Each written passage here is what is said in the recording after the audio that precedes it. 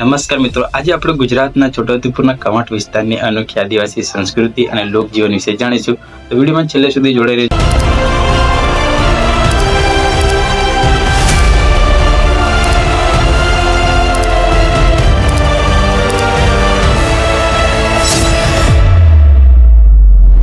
છોટાઉદેપુર અને કવાંટ વિસ્તાર મુખ્યત્વે રાઠવા, ભીલ, નાયકા અને અન્ય આદિવાસી સમુદાયથી વસેલું છે. આ વિસ્તાર જંગલો, ટેકરીઓ, નદીઓ અને આદિવાસી જીવનશૈલીનું પ્રતિનિધિત્વ કરે છે. તો અહીંના પુરુષો અને મહિલાઓ પારંપરિક વસ્ત્રો પહેરે છે. પુરુષો ફટા અને ખેડિયું પહેરે છે, જ્યારે મહિલાઓ રંગબેરંગી ઘાઘરા, ચુંદડી અને હાથમાં કાસાના અને દાગીના પહેરે છે. આ વિસ્તારોમાં મુખ્ય તહેવારોમાં અડદના ઠેબડા અને પાપડ બનાવવાની પ્રક્રિયા ખૂબ જ જૂની છે. આ પાપડ અને ઠેબડા સ્વાદમાં ખૂબ જ સ્વાદિષ્ટ અને પૌષ્ટિક હોય છે.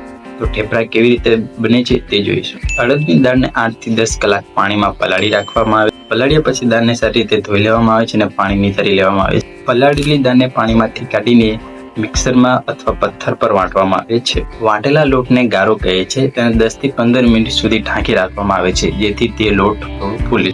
ગારોમાંથી નાના ગોળા બનાવીને હથેળી પર થેપીને ઠેબડાનો આકાર આપવામાં આવે છે અને કડાઈમાં તેલ ગરમ કરીને ઠેબડાને તળવામાં આવે છે.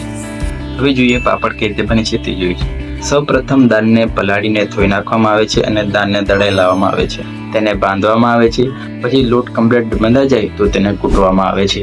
કૂટવું જરૂરી છે, કારણ કે તે કૂટવાથી પાપડ સોફ્ટ અને સફેદ બને છે. પછી લોટ કૂટા જાય પછી તેને 2 ભાગ કરવામાં આવે છે અને તેને ખેંચવામાં આવે છે. અડદનો લોટ ચીકણો હોવાથી તેને બરાબર ખેંચવામાં આવે છે, જેથી લોટ તૂટે નહીં. પછી તેને હથેળીની મદદથી વાટા વડવામાં આવે છે. વાટા વડાઈ જાય તો પછી તેને દોરીની મદદથી તેના લુવા બનાવવામાં આવે છે. પછી તે લુવાને લઈ વેલણ દ્વારા પાપડ વણવામાં આવે છે. જો તમે ગુજરાતી થાળી, અડદના રોટલા, અડદની દાળ, અડદના ઠેબડા ખાવા માંગતા હોય તો છોટાઉદેપુરમાં ફેમસ થનારી જોહાર બક્સ, જે છોટાઉદેપુરથી કવાંટ જવાના રસ્તા પર આવેલી છે, એકદમ જે છોટાઉદેપુરની પહેલી રેસ્ટોરન્ટ છે, જે આદિવાસી હાઉસ લુક ધરાવે છે. આદિવાસી સમાજમાં સંગીત અને નૃત્ય એક મહત્વનું સ્થાન ધરાવે છે. ગીર અને ટીમલી નૃત્ય ખૂબ જ પ્રખ્યાત છે. લગ્ન પ્રસંગ અને તહેવારોમાં ટીમલી ડાન્સ કરે છે, જ્યાં યુવકો અને યુવતીઓ એક સરખા તાલમાં ડાન્સ કરે છે. આ વિસ્તારની ઓળખ મુખ્યત્વે તેની દેવી દેવતાઓને માને છે અને તેની પૂજા કરે છે. આ વિસ્તારમાં દર વર્ષે ગેરનો મેળો અને એક અઠવાડિયામાં સોમવારનો હાટનો મેળો યોજાય છે અને રાઠવા આદિવાસીઓ માટે ખૂબ જ મહત્વપૂર્ણ ધરાવે છે. આ મેળામાં જાતિના લોકો પરંપરાગત રીતે ભેગા થાય છે અને સંસ્કૃતિ દર્શાવે છે. સોમવારના હાટના દિવસે આદિવાસી સમુદાય લોકો જીવન જરૂરિયાત વસ્તુઓ લેવા ભેગા થાય છે. તેમની કળાઓ અને શિલ્પકામ પણ ખૂબ જ પ્રસિદ્ધ છે, જેમ કે વાંસની બનાવેલી ટોપલીઓ અને માટીના બનાવેલા ઘડાઓ ખૂબ જ પ્રસિદ્ધ છે. અહીંના રાઠવાની કલા અને પીઠોરા ચિત્રકામ ખૂબ જ પ્રચલિત છે.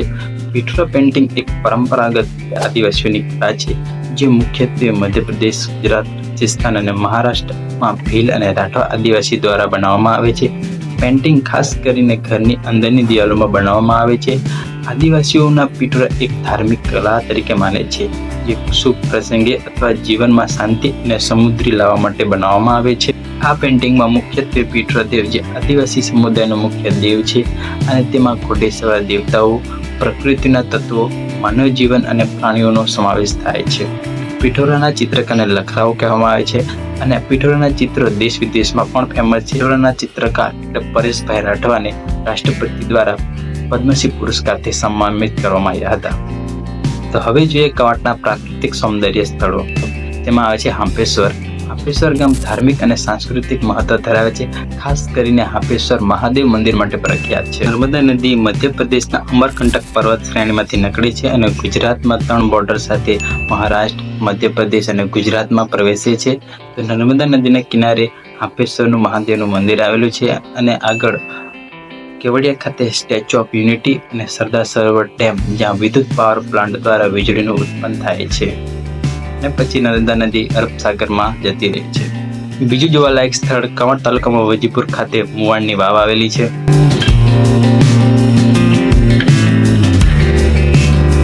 આદિવાસીઓ અને સ્થાનિક ઇતિહાસ સાથે જોડાયેલી છે.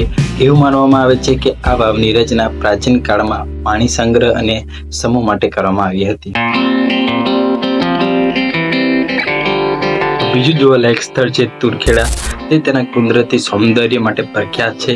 નર્મદા નદીના કિનારા પર આ વિસ્તાર ગાઢ જંગલો અને નદીઓ અને ટેકરાઓની હરિયાળી માટે ઓળખાય છે. તુરખેડાના કુદરતી દ્રશ્યો, ઘાસના ખેતરો અને ટેકરીઓ આસપાસનું ભૌગોલિક માળખું હિલ સ્ટેશન જેવું લાગશે અને જ્યાં ઊંચા અને નીચા ટેકરા હરિયાળી જોવા મળે છે. જો તમને વિડીયો ગમ્યો હોય તો લાઇક, શેર, સબસ્ક્રાઇબ કરવાનું નહીં ભૂલતા. મળીએ બીજા વિડીયોમાં.